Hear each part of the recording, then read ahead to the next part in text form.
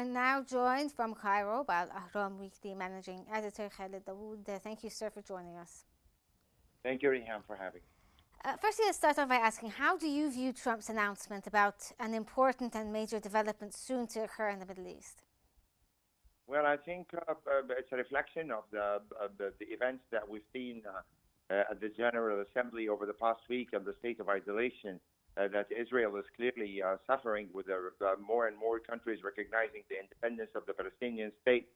But at the same time, we always have to take any announcements made by President Trump with a little bit of suspicion, considering his record over the past 8 months in dealing with the ongoing war between Israel and Hamas, and the fact that he has repeatedly announced in the past that we are very close to a deal, that there will be a deal within 2 weeks, that we are very, soon going to hear some good news. But at the end of the day, I mean, it's always the Israeli Prime Minister Benjamin Netanyahu, definitely in coordination with the U.S. administration, that delays or rejects any effort to stop the war in Gaza and insists on carrying out the extremist plan he's been conducting with his government against the Palestinian people, and working hard not just to defeat Hamas, but to force the Palestinians to evict their homeland and to liquidate the Palestinian cause. So maybe a lot of people would think that something new might come up, but the first indications of the plan that's been leaked, the so-called 21-point plan, is rather complicated and lacking a lot of details that the Palestinians and the Arab side are looking for, and that's why there are a lot of doubts and fears about this plan, and whether it would only aim at releasing the Israeli hostages held by Hamas, or that it would pave the way for resuming negotiations and allowing Palestinians to rule themselves. That's all to be seen, perhaps after the meeting tomorrow between Trump and the Israeli Prime Minister Benjamin Netanyahu. Well, as you said, sir, that obviously the Israelis, their intent is quite different. They don't want this to end, and they want to annex the West Bank and so forth.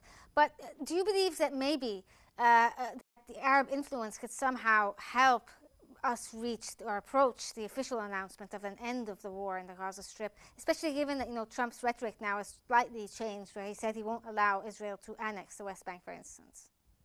Well, I mean, again, even some top U.S. officials have said that the meeting that was held between President Trump and leaders of a number of Arab and Muslim countries, led by Turkey, Qatar, Jordan, Pakistan, and the presence of the Egyptian Prime Minister, along with foreign ministers of Saudi Arabia and other countries, that this meeting that was held almost a week ago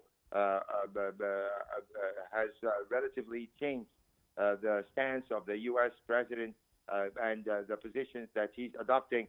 But again, to be honest, Riham, this current U.S. administration has tolerated, practically speaking, the killing and the crimes that are being committed against the Palestinian people, at least since the collapse of the fire, which Mr. Trump himself has negotiated and approved upon entering the White House.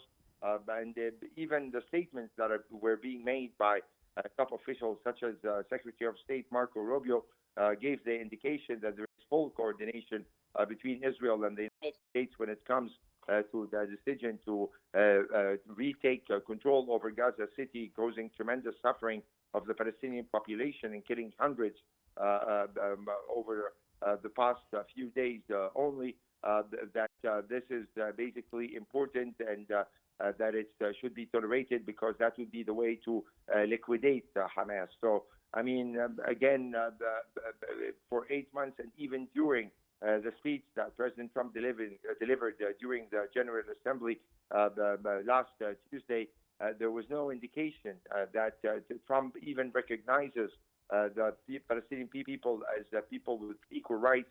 He didn't mention a single word about the Palestinian right to self-determination, the right to live in dignity, the right to have a two states. And let's not forget that the U.S. administration has been very vocal in criticizing Britain, Canada, France, and Australia, all the countries that have decided to recognize the Palestinian state. Mr. Trump has even gone as far as banning Palestinian President Mahmoud Abbas from entering New York to deliver his speech.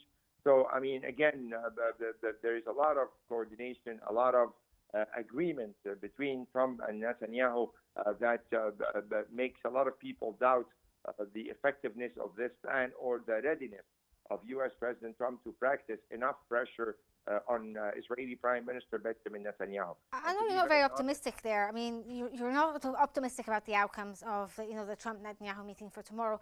But I mean, one of the things that Trump also talked about during the UN General Assembly was the fact that he wants a Nobel Peace Prize. And this is a sure way to do this. Do you think that this could possibly, motivate him to somehow declare some sort of ceasefire within the next few days, or pressure the Israelis into a ceasefire?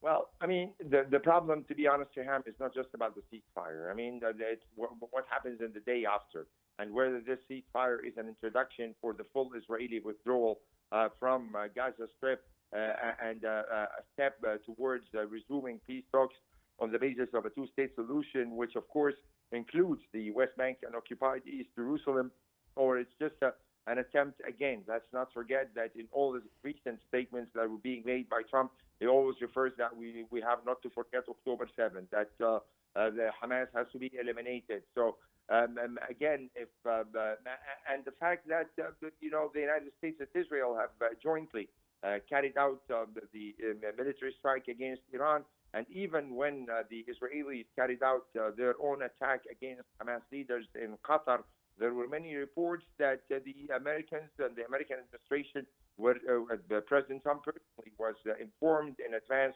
and that he had enough time to stop this attack if he wanted to. But at the end of the day, Trump chose to support this attack, seeing Hamas members as being legitimate targets, even if this, cowardly attack took place at a very friendly nation that hosts the largest bases in the Middle East for U.S. troops.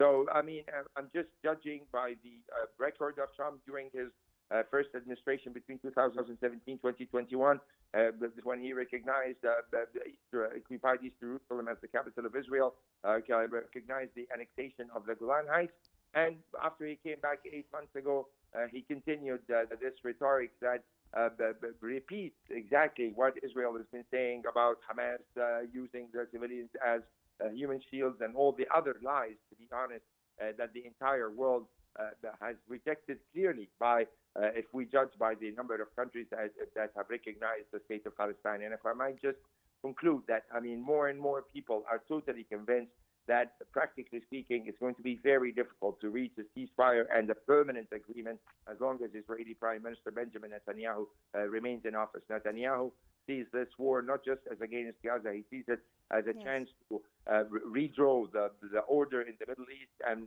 confirm Israel's position as the dominant force, and that's something many Arab countries will definitely reject and fight against. So in your opinion here, do you think that Netanyahu will not agree to Trump's plan for the Gaza Strip?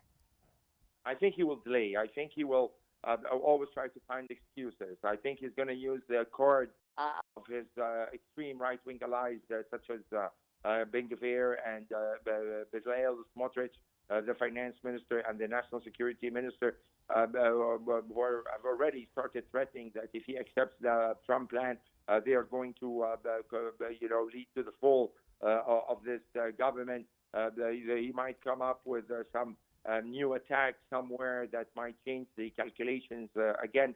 So, I mean, again, we're dealing with Benjamin Netanyahu, who has a very long record, and he prides himself for being able to prevent the creation of an independent Palestinian state and denying Palestinians their right. But let me say that, I mean, sooner or later, the news is tightening against Israel and the sense of isolation on the world level, because at the end of the day, Riham, I mean, Israel cannot depend on the United States alone. I mean, it has many relations with European countries, with the rest of the world, and probably you've seen the reports about even the declining support for Israel, even within the United States itself, to unprecedented levels. So the tide is turning, and Israel is endangering its position on an international level and on an Arab level. Maybe if Trump has some wisdom, he would believe the Arab leaders who met him a week ago, and the fact that I mean, we'll never see stability in this region as long as the situation remains unsettled in Palestine, harming the regional interests for sure, the Arab interests for sure, but also U.S. interests if Trump continues to be looking for vast investments coming from the Middle East region. Neither Saudi Arabia, Qatar, or the United Arab Emirates will even have enough surplus to put the hundreds of billions of dollars in the U.S. economy if we continue to live in this state of tension and wars that the Israeli Prime Minister has been conducting over the past 2 years. Okay, that was Al-Ahram Weekly Managing Editor Khaled Dawood. Thank you so much for your insights, and thank you for joining us here on our special coverage on Gaza.